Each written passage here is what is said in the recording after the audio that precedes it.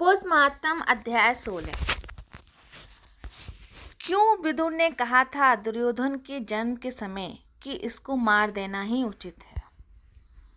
हालांकि बहुत से लोग शकुनी और भीष्म पितामह को कुरुक्षेत्र के युद्ध के लिए दोषी मानते हैं, लेकिन इस तथ्य को कोई नकार नहीं सकता कि महाभारत का सबसे बड़ा खलनायक दुर्योधन ही था।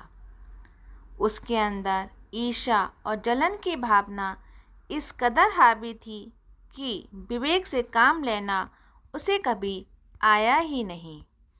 दुर्योधन चाहता तो विनाश से बचा जा सकता था, लेकिन उसकी महत्वाकांक्षाएं इस कदर बड़ी हुई थीं कि केवल उसकी वजह से पूरे कुरुवंश का नाश हुआ और उसके बूढ़े माता पिता को अपने जीवन का आखिरी पड़ाव वन में व्यतीत करना पड़ा।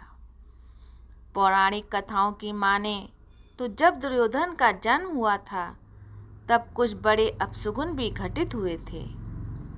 महात्मा विदुर ने धृतराष्ट्र से यह आग्रह भी किया था कि उसे अपने ज्येष्ठ पुत्र का वध कर देना चाहिए, लेकिन पुत्र मोह की वजह से धृतराष्ट्र ने उसका वध नहीं किया।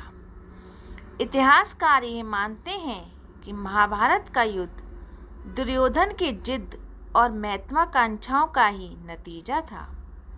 गांधारी अपने पुत्र को हस्तिनापुर का राजा बनाना चाहती थी, लेकिन उससे पहले कुंती ने युधिष्ठिर को जन्म दे दिया था। गांधारी बहुत निराश और क्रोधित हुई। उसने अपने पेट पर कई प्रहार किए, जिससे उसका गर्भपात हो गया।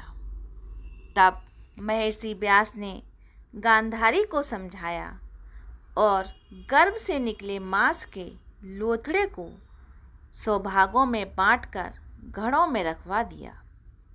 इन्हीं घड़ों में से 100 कौरवों का जन्म हुआ। जिस बालक का जन्म सबसे पहले हुआ उसका नाम दुर्योधन रखा गया। दुर्योधन जैसे ही घड़े से बाहर आया, भिन्न भिन्न तरह के अपशगुन होने लगे। सियार रोने लगे और उल्लुओं का शोर मचाना आरंभ हो गया। दुर्योधन के जन्म लेते ही आसमान में काले बादल गहरा गए। जन्म लेते ही दुर्योधन बोलने भी लगा। इन सभी लक्षणों को भांपकर महात्मा विदुर ने धृतराष्ट्र से कहा कि इस बच्चे का जन्म लेना शुभ नहीं है, इसका त्याग तुरंत कर देना चाहिए। लेकिन धृतराष्ट्र ने उनकी बात नहीं मानी। विदुर बोले कि ये सभी लक्षण बता रहे हैं कि ये बालक इस वंश का नाश करने के लिए ही जन्मा है। निश्चित तौर पर यह भविष्यवाणी बाद में सत्य भी साबित हुई। जानकारों के अनुसार दुर्योधन को स्वयं कलयुग का रूप था। उसके भीतर हर वो अवगुण था जो कलयुग अपने साथ लाया।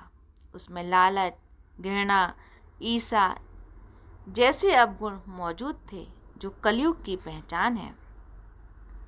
इतनी कमियां होने के बावजूद दुर्योधन में कुछ बड़े गुण भी थे।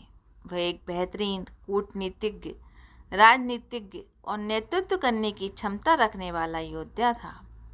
वह गदा युद्ध में निपुण था और उसमें बिल्ली की तरह चपलता थी। दुर्योधन बहुत ही जल्द लोगों को अपना बना लेता था। उसके ऐसी स्वभाव के कारण महाभारत युद्ध में कई राजाओं ने उसकी ओर से युद्ध लड़ा था। तो ये कारण था कि विदुर ने दुर्योधन के जन्म लेते ही दुर्योधन को मारने की सलाह दी थी, लेकिन धृतराष्ट्र ने उनकी सलाह ना मानकर अपने कुरुवंश का सर्वनाश कर लिया। राधे राधे।